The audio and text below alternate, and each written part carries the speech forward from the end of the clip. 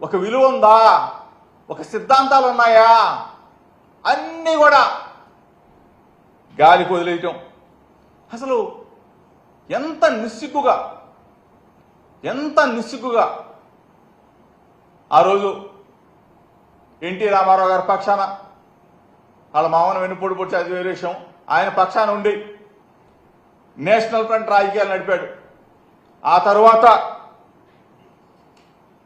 బీజేపీతో 1999 ఎన్నికల్లో బీజేపీ పుణ్యమా, కార్గిల్ విజయ పుణ్యమా అని చెప్పేసి అధికారంలోకి వచ్చాడు. మళ్ళీ అగైన్ 2004లో ఓడిపోయారు. ఓడిపోయిన తర్వాత వాళ్ళని వదిలేసేసాం.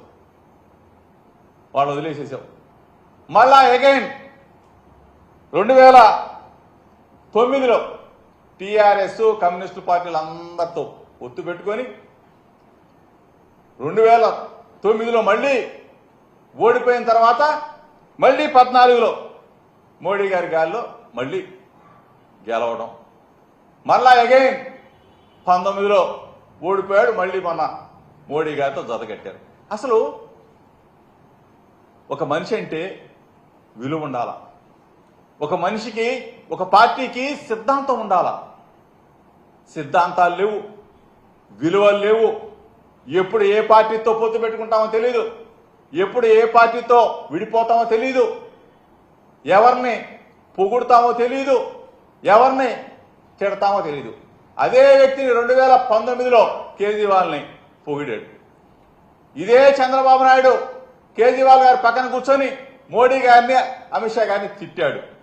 మరలా అగైన్ 2025 నిన్న కేజ్రీవాల్ని తిట్టాడు, ఓడించమని చెప్పాడు. ఇదే వ్యక్తి మోడీ గారిని, అమిత్ షా గారిని మళ్ళీ. అసలు రాజకీయాలా లేకపోతే ఏంటిది? చంద్రబాబు నాయుడు గారు, మీ నోరు ఏమనాలా, మీ నాలుకని ఏమనాలా? దయచేసి ఈరోజు ఇంత దేనికోసం మీరు తాపత్రయపడతామన్నారు? ఐటీ రైట్ జరిగితే ఆ కేసులు పోగొట్టుకోవడం కోసమా, కాకాపట్టడం కోసమా? ఎందుకు ఢిల్లీ వెళ్ళారు? అది ఈ పరిస్థితుల్లో ఒక్కసారి మీరు ఆలోచన చేసుకోమని అడుగుతా ఉన్నా. కూటమి ప్రభుత్వం కుట్రల ప్రభుత్వంగా మిగిలిపోబోతా ఉందా? మీరు ఇచ్చిన మాటను నిలబెట్టుకుంటారా? ఆ మాట మీద నిలబడతారా? ఇంత అపహాస్యం చేస్తూ ప్రజాస్వామ్యాన్ని, అసలు మీకు ఒక్క కార్పొరేటరో కౌన్సిలరో లేకుండా మీరు ఏ విధంగా ఉప ఎన్నికల్లో పోటీ చేస్తారు, పోటీ చేశారు? ఎందుకు ప్రలోభ పెట్టారు? ఎందుకు దౌర్జన్యాలు చేశారు? ఇంత దిగజారి రాజకీయాలు చేయడం అవసరమా చంద్రబాబు నాయుడు గారు? తీపి కబుర్లు చెప్పేవే, మా పార్టీలోకి రావాలంటే రాజీనామాలు చేసేయాలా, మాకు ఒక సిద్ధాంతం ఉంది, మాకు ఒక గుడ్డు కూసుందని చెప్పి చంద్రబాబు నాయుడు గారు. ఇప్పుడు ఏమైపోయినాయి ఆ సిద్ధాంతాలు? ఏమైపోయినాయి? ప్రలోభ పెట్టి డబ్బులు పెట్టుకుంటావా? దౌర్జన్యాలు చేసి మా వాళ్ళని భయపెడతావా? వాళ్ళని లాక్కెళ్తావా? ప్రజాస్వామ్యవాదులందరూ కూడా చూస్తా ఉన్నారు.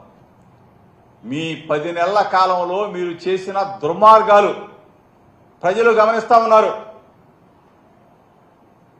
ప్రశ్నించాల్సిన పవన్ కళ్యాణ్ పాపం ఆయన కూడా తోడైపోయాడు.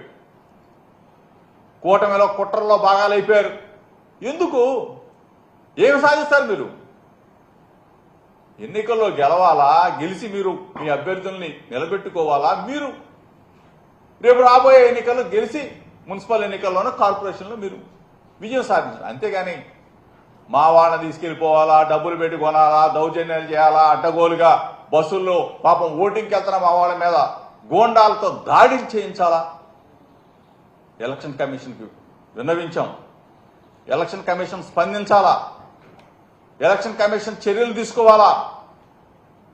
ఇంత దుర్మార్గంగా దుస్తుల్లాగా ప్రవర్తిస్తున్న తెలుగుదేశం పార్టీ గూండాలకి బుద్ధి చెప్పాలా? ప్రజలు ముక్త కంఠంతో ప్రజాస్వామ్యాన్ని కాపాడాలని చెప్పేసి మీడియా మిత్రుల ద్వారా మరొక్కసారి ఎలక్షన్ కమిషన్ కూడా విజ్ఞప్తి చేస్తా ఉన్నాం. ఈరోజు జరిగిన దాడుల్ని, ఈరోజు అధికారాన్ని అడ్డం పెట్టుకొని తెలుగుదేశం పార్టీ కూటమి ప్రభుత్వం చేస్తున్న దుర్మార్గాలని వాళ్ళు చేస్తున్న దాని మీద మీరు ఎలక్షన్ కమిషన్ చర్యలు తీసుకోవాలని చెప్పేసి మీడియా మిత్రుల ద్వారా తెలుపుతూ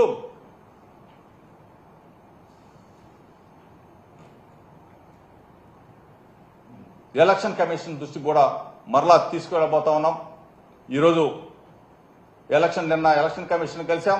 ఈరోజు ఎలక్షన్ కమిషన్ దృష్టికి కూడా తీసుకెళ్లి ప్రజలకు తెలియజెప్పబోతా ఉన్నాం వీడి దుర్మార్గాలని చెప్పేసి మీ ద్వారా తెలియజేస్తాం.